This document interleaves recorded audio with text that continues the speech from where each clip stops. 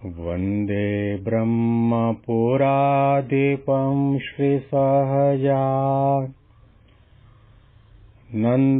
च मूलाक्षरम् श्रेयस्कारणसद्गुणैकनिलयम् श्रीप्रागजिं भावत ब्रह्मोपासनधारकं गुरुहरिं यज्ञं तथा योगिनं प्रीत्येवं प्रमुखं महन्तमनिशं श्रीजीस्वरूपं मुदा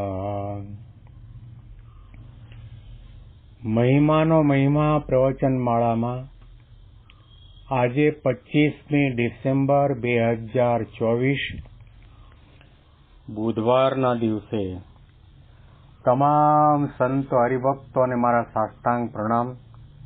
જય સ્વામિનારાયણ. હેપી વચનામૃત દ્વિશતાબ્દી મહોત્સવ. હેપી પ્રમુખ સ્વામી મહારાજ શતાબ્દી મહોત્સવ. ગઢડા અંત્યનો 21મો વચનામૃત સાંભળી રહ્યા છીએ. સોનાના દોરાની વાત કરીને મહારાજ પોતે પોતાના હૃદયની ભાવના સંતો હરિભક્તોને આપણી આગળ વ્યક્ત કરે છે. તમે ભક્તિ કરો સારું છે, ભજન કરો સારું છે, ધર્મ નિયમનું પાલન કરો તે પણ સારું છે, દેવ દર્શન કરો, દાન ધર્માદો કરો, યાત્રા કરો, ઉત્સવ કરો સારું છે અને એ કરવું જોઈએ. આધ્યાત્મિકતાનો એક ભાગ અને એક અંગ તરીકે જરૂરી પણ છે. પરંતુ અતિશય અનિવાર્યતા આધ્યાત્મિક સાધનામાં કંઈ પણ હોય તો અક્ષરમ અહમ પુરુષોત્તમ દાસોસ્મી, 3 દેહ 3 અવસ્થા અને 3 ગુણોથી પર થઈ પોતાના આત્માને બ્રહ્મરૂપ માની ભગવાન પુરુષોત્તમ નારાયણના દાસ ભાવે ભક્તિ સેવા ઉપાસના કરો. આ સાધના, આ મુદ્દો અતિ અગત્યનો છે. સંત હોય કે સંસારી હોય, જેને પણ સોનાના દોરાની માફક 6 ઋતુમાં સરખો ને સરખો રહે એમ આધ્યાત્મિક માર્ગમાં આપણી તમામ સાધના, નીતિ, નિયમ અખંડ રહે, નિર્વિઘ્ન રહે એના માટે મહારાજ આપણને અભિપ્રાય બતાવે છે. જો આપણે દેહ ભાવે સત્સંગ કરતા હશું તો મીણે પાયેલા દોરાની માફક સુખ દુઃખના, માન અપમાનના પ્રસંગોની અંદર ઢીલા ઢપ થઈ જશું. જો તમારે ધ્યેય સામુ નજર રાખવી હોય અને આધ્યાત્મિક સાધનાનો માર્ગ નિર્વિઘ્ન અને અખંડ બનાવવો હોય અને ભગવાનના સાચા સગા થવું હોય તો શ્રીજી મહારાજે કહ્યું કે નિષ્ઠામાં ફેરફાર ન થાય, નિયમ ધર્મમાં ફેરફાર ન થાય, સમજણમાં ફેરફાર ન થાય, ઉપાસનામાં ફેરફાર ન થાય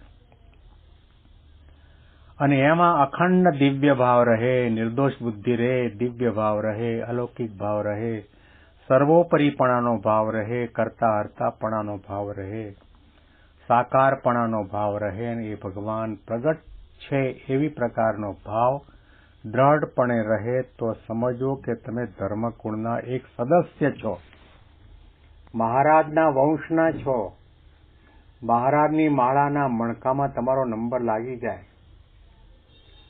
શ્રીજી મહારાજ પોતાના સગા વાલા વૈષ્ણવ નાત જાત કોને કહે છે? ભગવાનનો ભક્ત થાય તેને. બ્રહ્મ રૂપે કરીને ભગવાન પુરુષોત્તમ નારાયણની ભક્તિ કરે એ પછી નિમ્ન જ્ઞાતિમાં એનો જન્મ હોય, ઝૂંપડપટ્ટીમાં રહેતો હોય, 3 ટાઈમ ખાવાનું ન મળતું હોય તો પણ એ ધર્મકુળનો કહેતા મહારાજનો સગો છે. મહારાજે જે શબ્દો કહ્યા છે એ આપણે ફરીથી વાંચીએ છીએ. પણ એ જ એની મેળે મનમાં હોશિયાળો થઈને સત્સંગમાંથી પાછો હટી જાય છે. પછી તે સત્સંગી કહેવાતો હોય તો પણ તેને અંતરે સત્સંગ સંબંધી સુખ ન રહે. માટે સત્સંગ કરવો તે તો આત્મસત્તારૂપ થઈને અતિ દ્રઢપણે કરવો, પણ દેહ તથા દેહના સંબંધી તે સંગાતે હેત રહી જાય એવો સત્સંગ કરવો નહીં. જેમ સોનાનો દોરો કર્યો હોય તે 6 ઋતુમાં સરખો રહે, પણ ઉનાળાને તાપે કરીને ઢીલો થાય નહીં. તેમ જેનો દ્રઢ સત્સંગ હોય તેને ગમે તેમાં દુઃખ આવી પડે તથા ગમે તેટલું સત્સંગમાં અપમાન થાય, પણ તેનું કોઈ રીતે સત્સંગમાંથી મન પાછું હટે નહીં. એવો જે દ્રઢ સત્સંગી વૈષ્ણવ છે તે જ અમારે તો સગાવાલા છે અને તે જ અમારી નાત છે, અને આ દેહ કરીને પણ એવા વૈષ્ણવ ભેળું જ રહેવું છે, અને શ્રી કૃષ્ણ ભગવાનના ધામમાં પણ એવા વૈષ્ણવ ભેળું જ રહેવું છે, એમ અમારો નિશ્ચય છે. જુઓ, મહારાજ પોતે પાઘડીનો વળ છેડે એમાં અંત ભાગની અંદર મહારાજ પોતાનો સિદ્ધાંત બતાવી રહ્યા છે. મહારાજે કહ્યું, ગમે તેવો સત્સંગમાં આવ્યા પછી દુઃખ આવી પડે અને ગમે તેવું અપમાન થાય તો પણ સત્સંગમાંથી એનું મન પાછું હટે નહીં. એટલે સંસ્થા મૂકવાનું મન ન થાય, સત્સંગ મૂકવાનું મન ન થાય. સત્પુરુષની સાથે પ્રીતિની આત્મબુદ્ધિ થઈ છે એમાં લેશ માત્ર પણ મોળપ ન આવે. સુખ દુઃખ આવે, વૃદ્ધાવસ્થા આવે, યુવાન અવસ્થામાં 111 પ્રદક્ષિણા કરતો હોય ને નિર્જળા ઉપવાસ પણ કરતો હોય, પાકા એકટાણા કે ધારણા પાણા પણ કરતો હોય. હવે યુવાન અવસ્થા વટાવીને વૃદ્ધાવસ્થા આવીને બીમારી આવી ગઈ તો સ્વાભાવિક છે એનાથી નિર્જળા ઉપવાસ ન થાય. હાથમાં પેરેલિસિસ થયો હોય તો સ્વાભાવિક છે એનાથી 111 માળા ન પણ થાય. લાકડીના ટેકે પણ ચલાતું ન હોય એનાથી પછી લાંબી પ્રદક્ષિણા પણ ન થાય. પણ યુવાન અવસ્થામાં સત્પુરુષમાં જે પ્રીતિ આત્મબુદ્ધિ હતા અને મહારાજનો નિશ્ચય હતો કે ગમે તેવા દેશકાળ આવે ને ગમે તેવા દુઃખના પ્રસંગો ઊભા થાય અને ગમે તેવું અપમાન થાય તો પણ સત્સંગમાંથી પાછો ન પડે, મન મોડું ન પડે.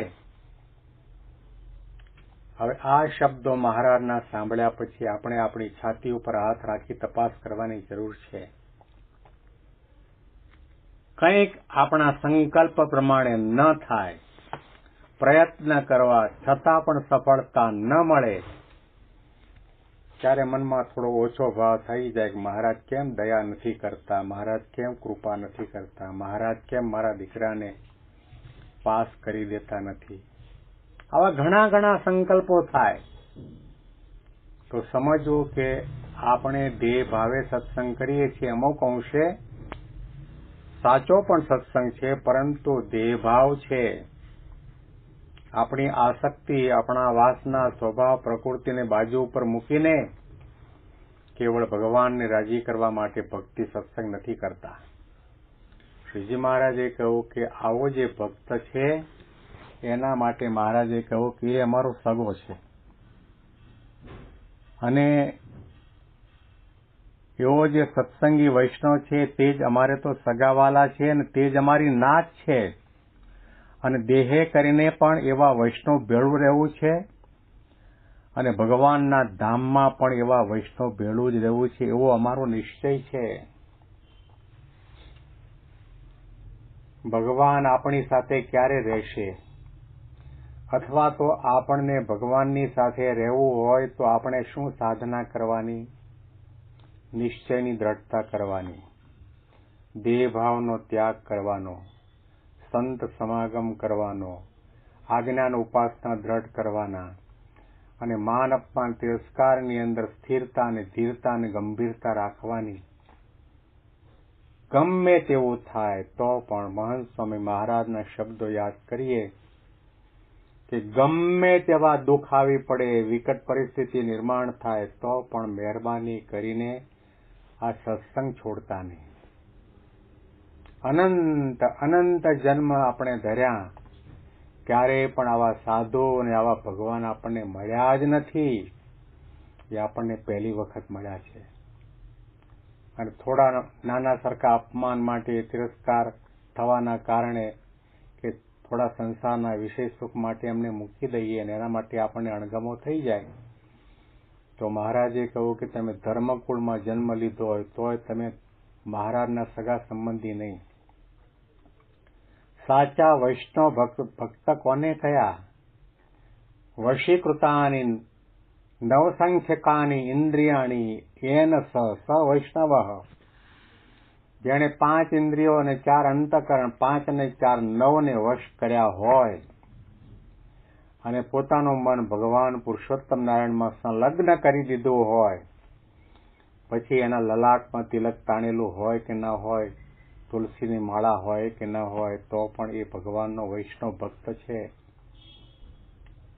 સ્વામિનારાયણનો કોણ? આવી પ્રકારની ભૂમિકા સિદ્ધ કરે, આવી પ્રકારની આજ્ઞા ઉપાસના જીવનની અંદર દ્રઢ થઈ હોય, મહારાજ કે એ જ અમારા સગાવાલા છે. આપણે ભગવાનના સગાવાલા થવું છે, ભગવાનને આપણા વાલા કરવા છે, તો મહારાજના આ મુદ્દાને નજર સામે રાખીને આપણે સેવા ભક્તિ સત્સંગ કરવા પડશે. આના અનુસંધાનમાં વિશેષ વાતો આપણે આવતીકાલના પ્રવચનમાં આ વચનામૃતના અંતિમ ભાગમાં સાંભળીશું. તમામ સંતો હરિભક્તોને સાષ્ટાંગ પ્રણામ. જય સ્વામિનારાયણ.